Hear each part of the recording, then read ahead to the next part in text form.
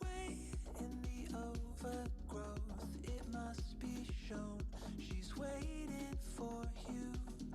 Deep in the jungle, there's an animal who can't be lied to. She's coming for you, she's coming for you. Don't resist, got nothing to lose, nothing to lose. What's to miss? She's coming for you, she's coming for you. Don't resist, got nothing to lose, nothing to lose. Hey, get out of your head. Don't run from the fear of your expectations. Hey, get out of your head. Don't run from the fear of your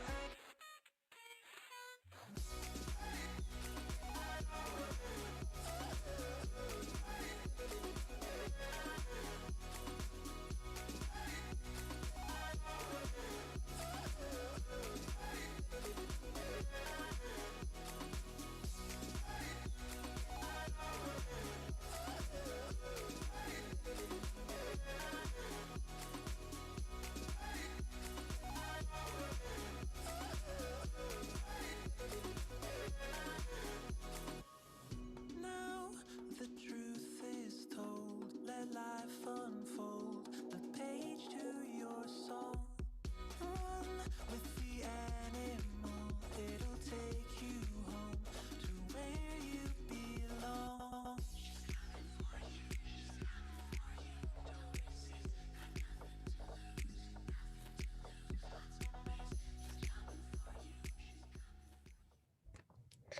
Welcome, everyone, to Steve Rosenfield's stand-up comedy workshop show. Thank you so much for tuning in.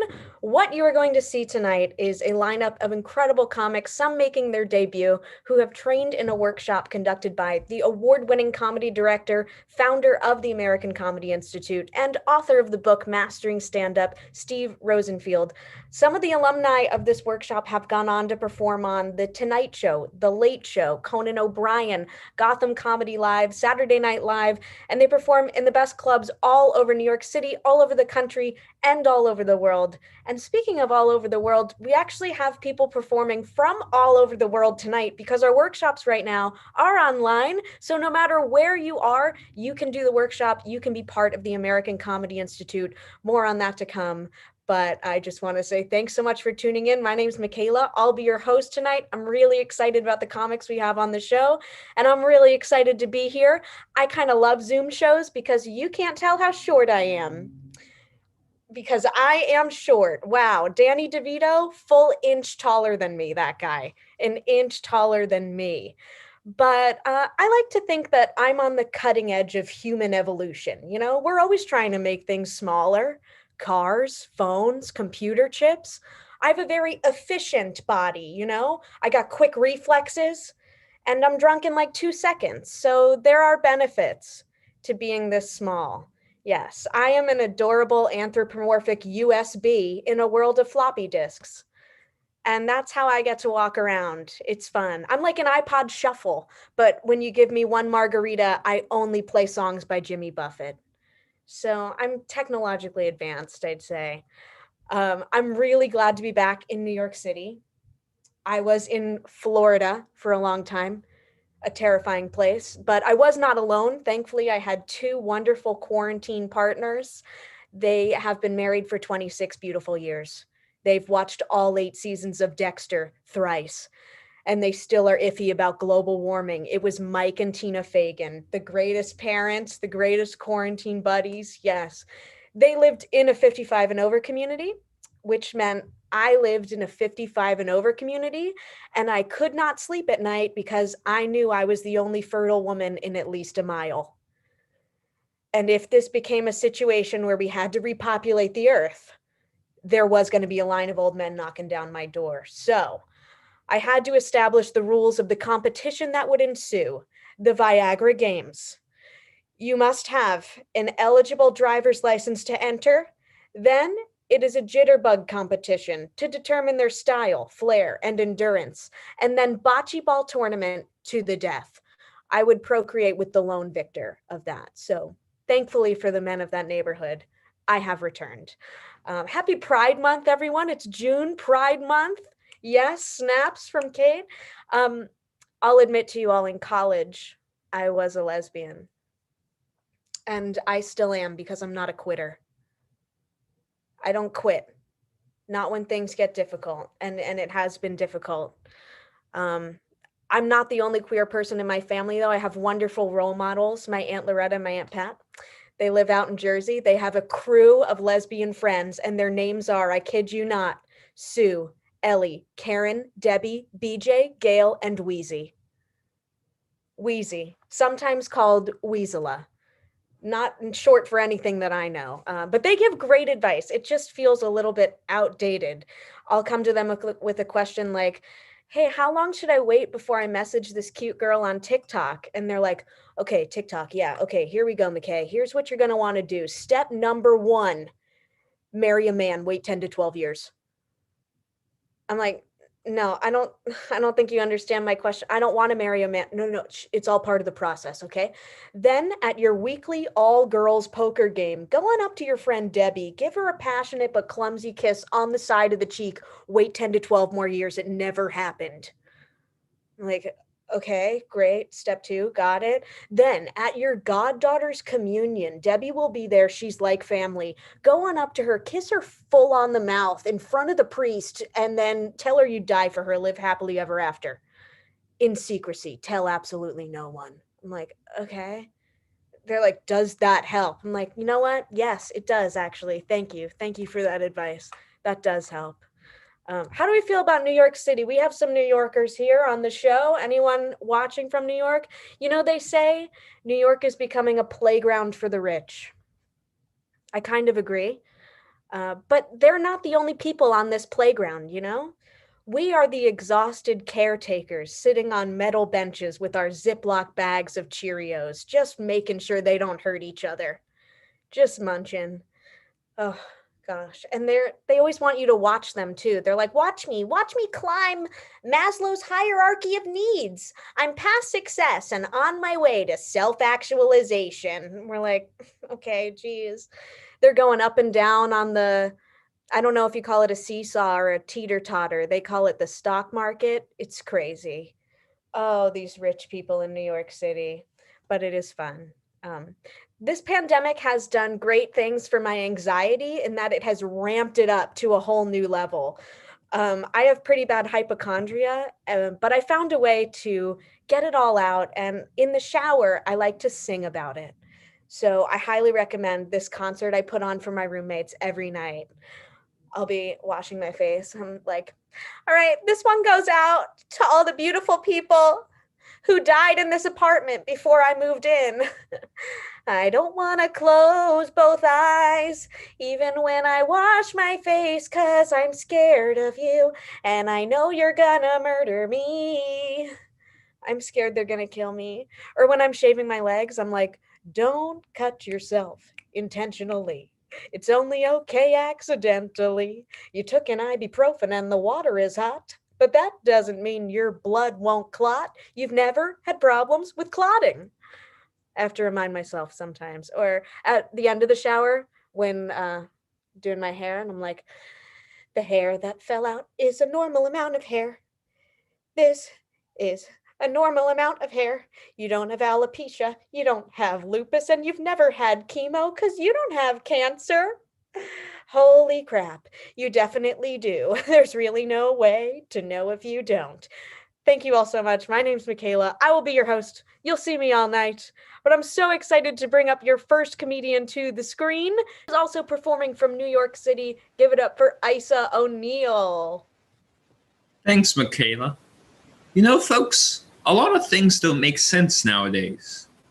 Over the past year, home prices have gone up over 13%. Stocks have gone up over 30%. GameStop, Bitcoin has gone up over 400%, and GameStop has gone up over 3,000%. And I haven't had sex once. My dog hates me.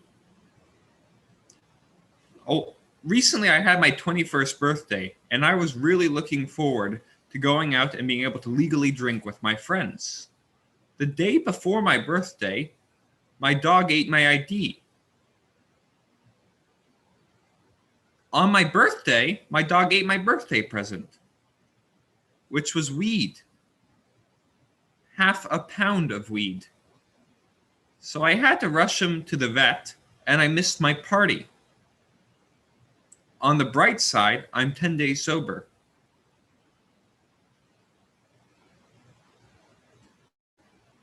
People ask me, hey Isa, we know you can't get a date, but do you have any friends? And I say, thanks a lot, Mom. When I was young, my father pulled me aside and he told me, Isa, there's something special about you, something unique. You need to stop it. Earlier this year, I told my dad that I was having trouble with dating. And he said, duh. My English professor last semester was really into Freud. And he told the class that everything we do is about sex. Doing our homework, that's about sex. Folding socks, that's about sex. Doing the dishes, that's about sex. Having sex, that's actually about power. I was trying to get an internship, so I asked him for a letter of recommendation. And he said, why the hell not, Steve? And I said, my name's actually Isa. And he said, whatever. I asked another professor for a letter of recommendation, and she said that she would recommend that I ask someone else because she didn't remember me. So I said, no, you had me fall semester last year. And she said, oh, Isa, I do remember you. No, I won't. As you may have guessed by now, my name is Isa. That used to be my father's name, but then he changed it because it was hard to pronounce. And then he gave it to me. But he had a reason to do that. He's an asshole. So I got the internship, and I was the only intern assigned to the accounting department. So I had a plaque made which read, Isa J. O'Neill, Chief Accounting Intern. It was the type of plaque that really looks great on your desk. Unfortunately, the position did not come with a desk or a salary or respect or perks or prospects for the future. So I asked my boss if I could get paid, and he said I already was being paid with invaluable experience, which could get me a high-paying job in the future. And I asked him what high-paying job would need experience in taking his clothes to the dry cleaner.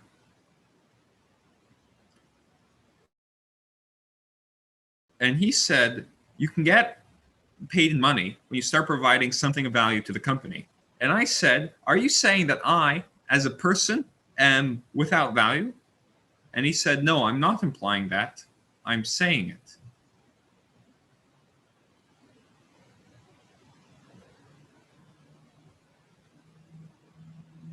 My friend group always argues over politics, and I'm sick of it. I have one friend who's a socialist, and he says that Joe Biden should focus more on inequality.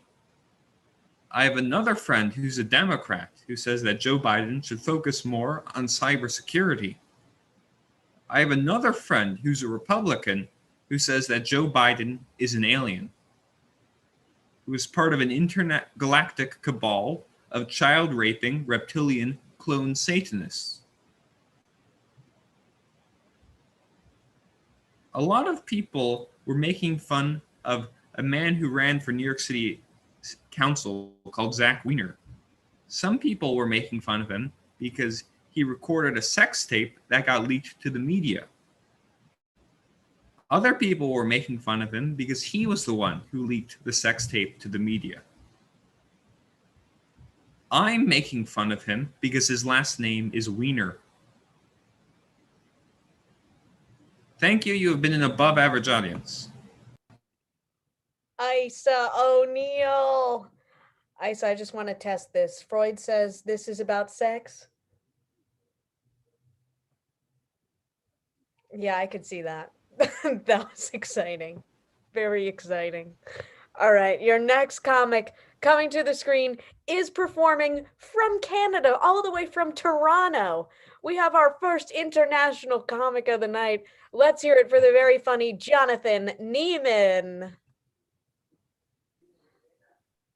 So, I'm not good at dating. I'm just not good at it. I don't know how to do it well. I started dating this girl, 2 months ago, and now she's my pregnant wife, right? I'm not doing dating right. I'm doing dating wrong. My friends are like, that's fast, John. And I'm like, yeah, but it was a pandemic, right? Things got boring. How many times can you watch Schitt's Creek? But my friends are still like, how did that happen? I was like, well, we were using contraception. We were using a technique called the pull-out method. But here's the thing about the pull-out method. If you don't pull out, it doesn't work. But the best part, though, now about being married, hands down, is being off the dating apps. I really never knew what I was doing on those things. I remember my cousin looked at my profile and she was like, John, what's going on here? I'm like, what do you mean? She's like, what's your brand? What's my brand? She's like, I can't tell if you want to be a husband or a fuckboy. And I was like, Sarah, you're 12 years old. What do you think I should be? And she looked at me and she said, you, a fuckboy. And I didn't take her advice. But, I don't like the dating apps. And it's because I don't really think anybody is like their profile. Like any person, any asshole has a side of themselves that isn't that bad. I mean, think about it. If you didn't know anything about Hitler, and if Hitler was around today, he'd have a pretty good dating app. What would his Hinge profile say? I'm a published author. I like walking through the art museum. I'm an impassioned speaker. I mean, I'm a straight Jew, and I might swipe right on Hitler's profile. And that's a problem. right? That wouldn't be a good match for me. I've been watching a lot of international soccer. Germany and England are playing on Tuesday. I think the soccer match I'm most excited for, though, is the Israel-Palestine match, right? Although I don't think anyone would pay attention to the score. They just argue over who has home field advantage. I have ADHD, and I recently tried cocaine. Didn't really have an effect. I think it was just made me focus better. It was like a better version of Ritalin, which got me thinking, why don't we just give Coke to the kids? I know, it doesn't sound right. What if we change the name, call it cocaine? You go to a friend's house where the kid's normally misbehaving. You turn to the parents, what has gotten into Jimmy? They'd be like, Jimmy's on cocaine. We think he's going to be an investment banker. I've definitely noticed like an uptick of like 3-legged dogs in my neighborhood. And I don't know if this is a good thing or like a dangerous precedent, because I think people are judging how woke they are by how many legs their dogs have. Someone comes up to you like, oh, your dog has 4 legs, mine has 3. I could see myself in a couple of years in the dog park, like going up to someone, oh, your dog has 3 legs. Well, I put my dog down to play with you, but he has no legs and no head, just a dog torso. Okay, this is Canada, and this has been great. Thanks. Jonathan Neiman. Hey, get a little skateboard for that dog, just push it around. I love it. And in solution to the cocaine, put it back in Coca-Cola. All our problems will be solved if they just put it back in Coca-Cola, I think. Your next comic coming to the screen is making her stand-up comedy debut. We're so excited to have her on the show. She is performing all the way from North Carolina. Give it up for the lovely and funny Kate Mao. Thank you. Thank you, guys. Thank you, Michaela. Oh, hello, everyone. My name is Kate. I'm one of your comedians tonight. First time here, so just a little bit about myself. I'm from China. Silent, awkward silent. That's cool. I see what's going on here. Let me start over. Hello, everyone. My name's Kate. I'm one of your comedians tonight. First time here, so just a little bit about me. I'm from Cincinnati. Because English is my second language, so I sometimes struggle to flirt with guys. Like once I go to this new church and I saw this really hot dude, and I was like, hey, you have really nice eyes. Do you want to go out? And he's like, thank you, but I want to focus on Jesus. And I was like, yeah, Jesus, I like Jesus. In fact, if you have 6-pack of Jesus, I'll let you nail me to any cross. Here's the thing about that pickup line. Don't say that to your pastor. I have a lot of friends who got pregnant during the pandemic, and they all came over crying to me. They're like, Kate, what am I supposed to do? My mom's gonna kill me. And I said, honey, you're not alone. Your baby's probably thinking the same thing. I went on a date with a closet Trump supporter. Didn't know that until I got to his bedroom and saw all the MAGA swag. And it was too late. We had to have sex. Then during foreplay, he whispered in my ear. He was like, Kate, can you moan like a Japanese girl? That's a little weird to me. I don't know, is that how sex works here in the States? People like ethnic moaning? That's a little weird, but I want to be sexy to him. So I whispered back, sure, but can you moan like a guy from Cincinnati? No, he got confused. What would I be moaning? I was like, oh, make America great again. He jumps off me. He's like, what the hell are you talking about? And I said, relax. Isn't that what you say when you fuck the Chinese? I was having sex last night with a guy, and he had zero considerations about my feelings. Just bang, bang, 2 minutes later, he just came. Very disappointing. But then But then he turned around and said to me, "Hey, Kate, you're a comedian, right? Tell me a joke." I was like, "Yeah, sure. Yeah, I'll tell you a joke. Actually, I'll tell you my best joke." A guy walks to a bar. He approaches the bartender and he said, wait, that's not right. Let me start over. A guy walks into a bar. He approaches a bartender and he said, he said,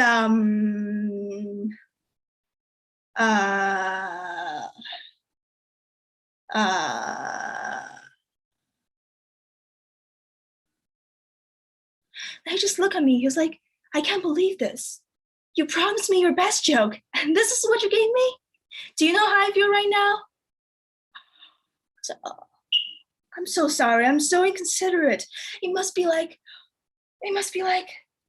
having sex with you."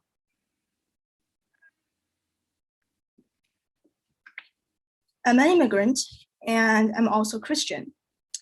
And we Christians believe that in order to get into heaven, all you have to do is believe in Jesus Christ. When I first heard that, I thought to myself, this is so fucking sad. It's easier to get into heaven than the United States. My name's Kate Mao. You guys are great. Thank you so much. Oh my gosh, Kate Mao! Kate, sensational debut. Awesome job. Very funny. I loved it.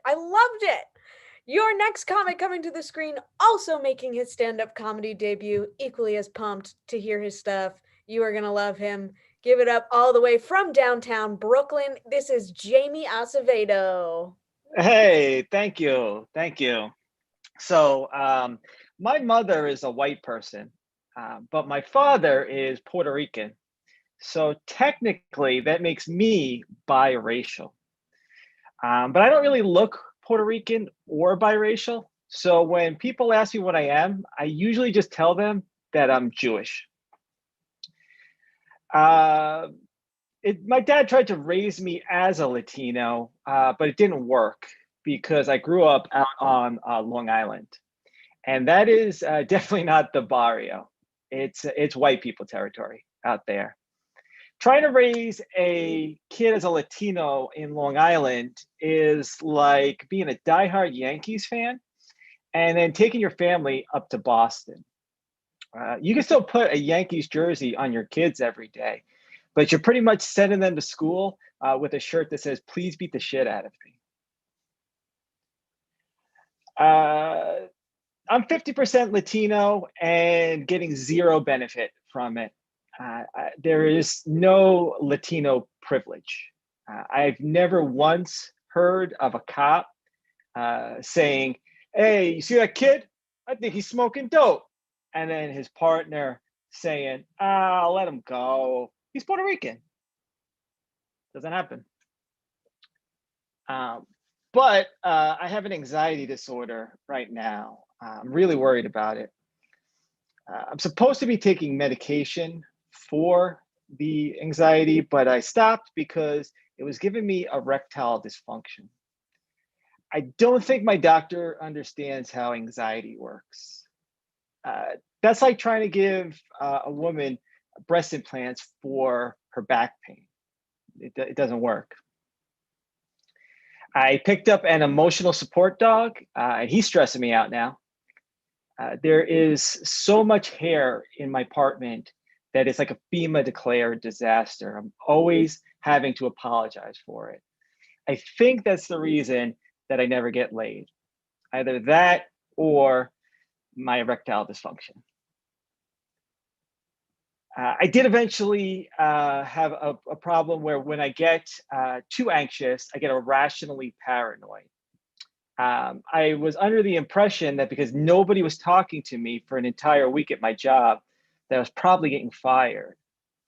But I wasn't getting fired. Turns out everybody in my office just hates me. I had another job. I got laid off from that one. And that's a little bit better than getting fired. I like that a little bit more. It's like an "it's not you, it's me" breakup. I get to keep a little bit of my dignity in exchange for agreeing not to steal any of the stuff on my way out. Now money is tight for me, I can't afford all the subscription video services that I used to have. So I had to downgrade to just the one that I'm using most frequently, Pornhub.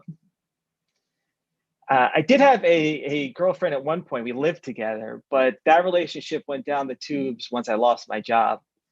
I could tell it was going south. I asked her for help rewriting my resume after I bombed another job interview. And the only edit she had that she suggested was to change my address. Eventually, I did find work. The only thing I can do right now is as a substitute teacher. And I don't know if I'm going to keep that job because I don't want to become one of these people that's just about money.